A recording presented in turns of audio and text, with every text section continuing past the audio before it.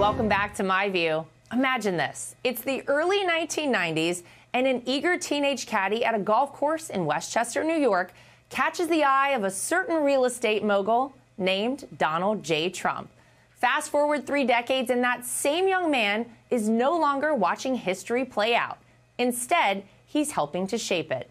I'm, of course, talking about none other than White House Deputy Chief of Staff Dan Scavino.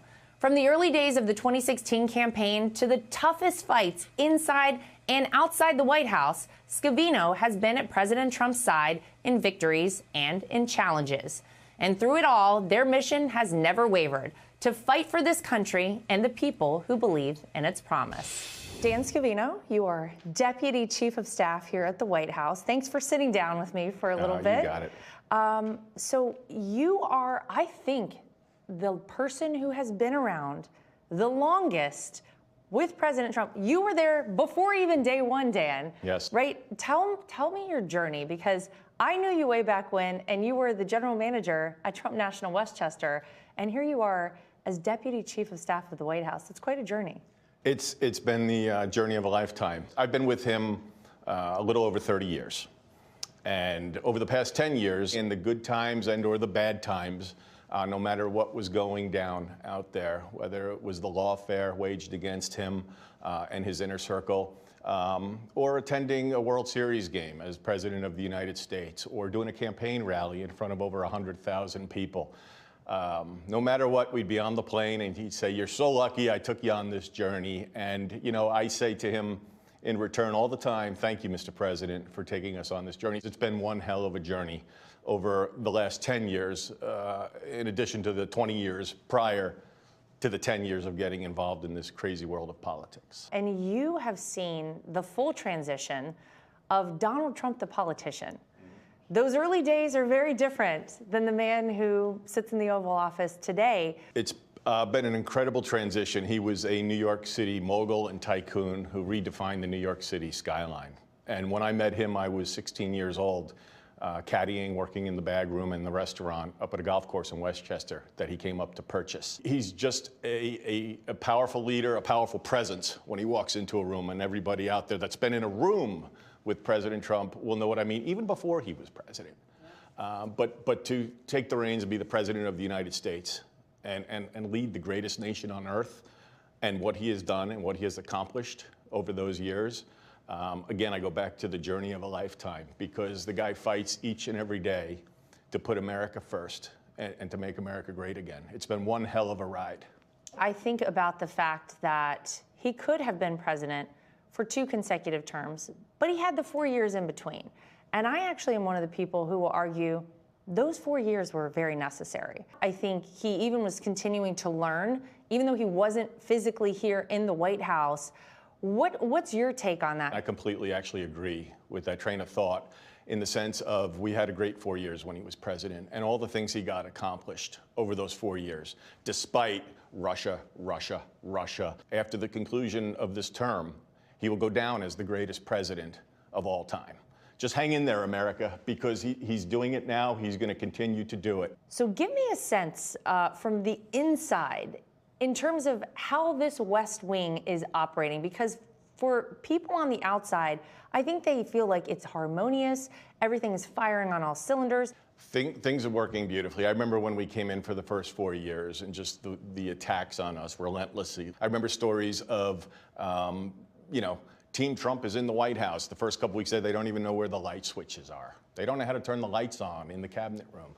And all those stories. And then the impeachments and all the investigations started. Fast forward to the 4 years not in office. I think America got a good sense of how terrible of a job Joe Biden did.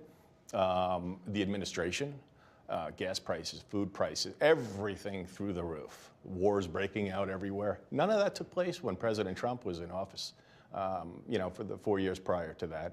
None of it, which made it easy this go around for America to say, we need to make America great again and get that guy back in office, which the end result, as you know, sweeping all 7 swing states and winning the presidency in an electoral landslide says it all. He went to Washington. We're in the West Wing right now with a mandate delivered by the American people. and it's pretty awesome. One of the things in 2016 that I think was very new was social media. And I remember a time when Donald Trump was not posting on X, was not on Truth Social, and in fact, was not actually inclined to get involved with social media in 2016 during that campaign. Many people would say that's the reason, one of the reasons he won in 2016. That's so true. I remember when we first started and we were spending the money. First of all, there were only a few of us on the campaign, right, when it all began. Yeah. And he had the platform, not nearly as many followers as he has now. And then as the months progressed and he started seeing the results and the views of different things and the follower count increase on Instagram and Facebook and X, he knew he had something. I think President Trump changed the entire game with social media. Completely transparent to the American people. What you see is what you get. You may like it, you may not. He's the king of social media, there's no question about it. Well, there are only two people who can post on President Trump's accounts, on X, on Truth Social. President Trump and Dan Scavino. We have a lot of fun doing it. And if it creates problems, it creates problems. But so be it. But we've worked together on this for 10 years, and we haven't changed the flow. Even when we left the White House and were thrown off of Facebook, we were thrown off of X, we were thrown off of Instagram. I'm saying, oh boy, what am I gonna do? He doesn't have anything. And then we created Truth Social, which has been a home run for him. And it's doing really well. And then we got back onto the platforms, and here I am. I'm still here. Still here. You're still here. Posting away, having a good time. I think President Trump's going to do a phenomenal job in bringing America together. We just got to keep up the good fight, fighting for what we believe in, for our children, for our grandchildren, our great-grandchildren, and future generations to come. There have been some very tough times. I think probably one of the toughest was probably July 13th in Butler, Pennsylvania. Yeah. Do you think about that day a lot? Not a day goes by I don't think about it. I'll never forget him dropping to the ground, shots being fired, him going down, and then him fighting through the Secret Service to get up and not only get his shoe, as you heard on the mic, but the way he got up and lifted his fist and yelled, "Fight, fight, fight." That's his spirit, and that's the way that man is behind the scenes. Fight, fight, fight. He's been doing that he's been doing that all his life. Yeah. And then they brought him in and brought him to the hospital. I picked up his hat because the hat fell to the ground, gave it to him in the hospital. And he's there on the phone wanting to know how you guys are doing, how the family's doing. How's everybody doing? How's the family? He cared about the people that were in the room, the Secret Service agents, myself, Susie, and Walt, and Stephen. He's a warrior. He's a warrior. And that's who the American people have leading this country. To wrap it up here, I feel like one of the things I have noticed is that this time around, it's not just that the president is trying to, do the job for the American people and work hard. He's enjoying himself this time around. Last time, everything was Russia. Everything was investigations. And this time around, it's completely different. He's having fun. He's focused. He's all in on making this country great again. He's no games behind the scenes. And the cabinet that surround him, it's probably will go down as the greatest cabinet of all time, too, when this is all said and done. He is surrounded by great people that truly are just here to deliver for the American people President Trump's agenda, of which he promised on the campaign trail for a year and a half prior to getting in here on January 20th. Well, you're one of those people. Yeah, thank you. And we're happy you sat down with us. Thank you, Dan. Thank you. Thank you for having me. Yeah. Honored.